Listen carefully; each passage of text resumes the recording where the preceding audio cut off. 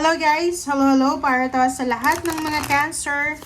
Cancer, welcome dito sa aking channel, Kapalaran 888. Welcome.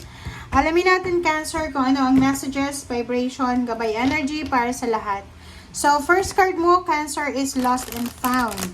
So, sa Lost and Found na to, sinasabi ng baraha sa'yo na kung ano man daw ang nawala sa'yo, ay posibleng ibalik sa'yo. Kung ano yung mga nahang sa'yo, ay posibleng matuloy na. Relationship, money, trabaho, negosyo, success, trabaho na para sa'yo tapos naibigay sa ibang tao, ito ay ibabalik sa'yo. Forgiveness. Sinasabi ng baraha sa'yo dito, Cancer, na napaka-importante na kailangan natin na patawarin ang ating sarili sa mga, kumbaga, kasalanan natin sa ating sarili. Kasi minsan, sarili natin, kailangan nating patawarin, kailangan nating humingi ng tawad sa sarili natin, di ba? Kasi may mga choices and options tayo na mali-mali. Dito sa forgiveness na to, sinasabi ng baraha na mas maganda kung wala tayong mga grudges, resentments, wala tayong mga daladalang mga emotional baggages or mga past issues sa buhay natin para tuloy-tuloy yung pag-agos ng ating success. Okay? Okay. So, tingnan natin dito sa third deck.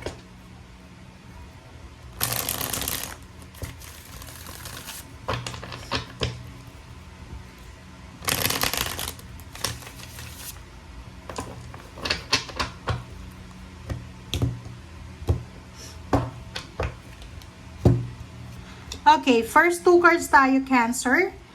Eight of Cups and Six of Pentacles. So, dito sa barahang to, Cancer, isang desisyon ang gagawin mo para maging balance yung iyong financial. So, ibig sabihin, kung halimbawa ngayon, nasa probinsya ka or nasa Pilipinas, isa sa mga gagawin mong desisyon ngayon para mabalance yung pera mo or para maging balance yung abundance mo and prosperity, ay kailangan mong magpakalayo-layo para maghanap ng trabaho. Siguro sa lugar kung nasaan ka sa ngayon, ay medyo hindi na maganda yung pag-a-apply ng trabaho or hindi na masyadong maganda yung flow ng money. So, kinakailangan mo na mag-travel, kinakailangan mo mag-relocate, kinakailangan mong umalis para hanapin yung balanse sa pera. Okay. Next card is Knight of Wands and Ten of Cups. So, dito sinasabi ng baraha sa'yo na mayroong mga Cancer na sobrang excited and confident siya. Okay? Sobrang excited, sobrang hindi siya mapakali kasi meron siyang pinaghahandaan na family occasion. So, maybe this one is birthday celebration, wedding anniversaries, house blessing, housewarming, or anything na involve yung family or community. So, pa-comment sa comment section, Cancer, if you resonated. Okay, so the Fool. So the Fool naman is Eight of Cups, and Eight of Cups ay connected sa bawat isa. So, sinasabi din ng baraha sa'yo na mayroong mga Cancer na kahit ayaw nila, kailangan nilang magdesisyon na mag-travel or mag-relocate para sa Zero the Fool para makapagsimula silang maghanap ng trabaho, mag-apply ng trabaho, maghanap ng karelasyon, parang ganon. Or, etong decision na to na gagawin mo is para makaipon ka ng pera, kasi marami kang obligation eh. Ten of Cups, isasakripisyo mo yung sarili mong kaligayahan para sa kaligayahan ng pamilya mo. Okay. Queen of Wands, and then the Moon. Dito sa barahang to, sinasabi ng barahan na marami kang kinakatakutan, syempre. Tao ka lang.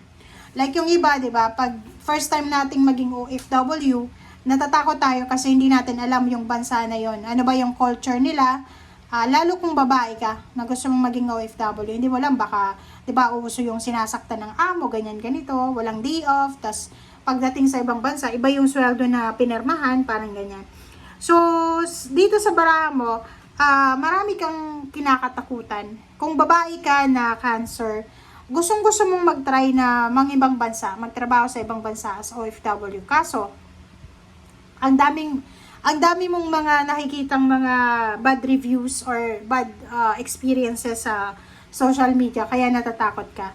But yung Queen of Wands, sinasabi sa'yo ng barahan na kung talagang gusto mong maging malaya, maging free financially and emotionally, or kung talagang gusto mong gawin maganda ang takbo ng buhay mo, ng sarili mo, alisin mo yung takot na yan, okay? And Zero the Fall, sinasabi ng baraha na wala tayong magagawa, wala tayong matatapos na plano kung hindi tayo marunong sumugal, 'di ba?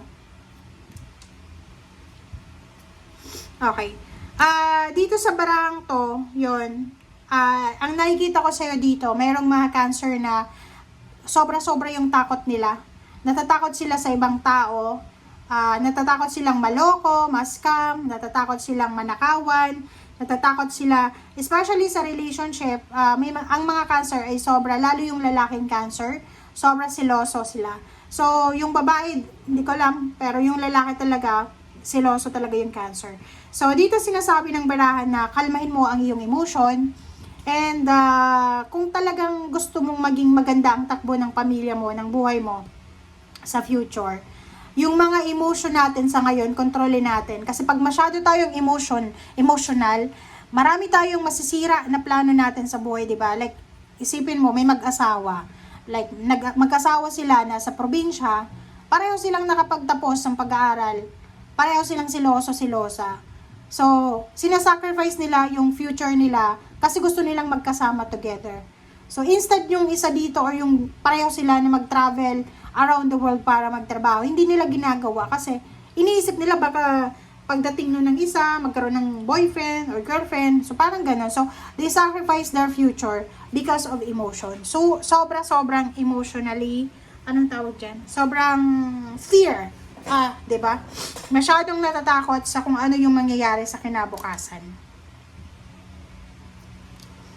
Okay. So, dito sinasabi ng baraha sa'yo na if talagang pagbibigyan mo ang sarili mo, Cancer, kung talagang pagbibigyan mo ang sarili mo, makukuha mo yung emotional and financial peace and security talaga. Kung talagang gusto mong makaalis dyan sa sitwasyon na yan, isang decision lang, isang action lang ang gagawin mo, talagang magbabago ang lahat. 'Di ba? Kahit sabihin ng ibang tao na hindi lahat ng nagiging OFW yung mayaman, pero aminin natin yan na mataas yung sweldo sa ibang bansa. And kahit isa lang na OFW sa pamilya natin, medyo nakakaangat-angat tayo ng konti.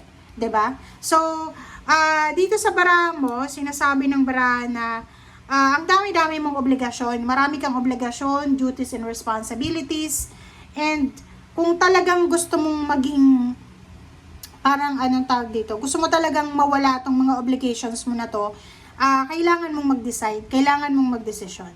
Okay? Thank you guys for watching. Bye!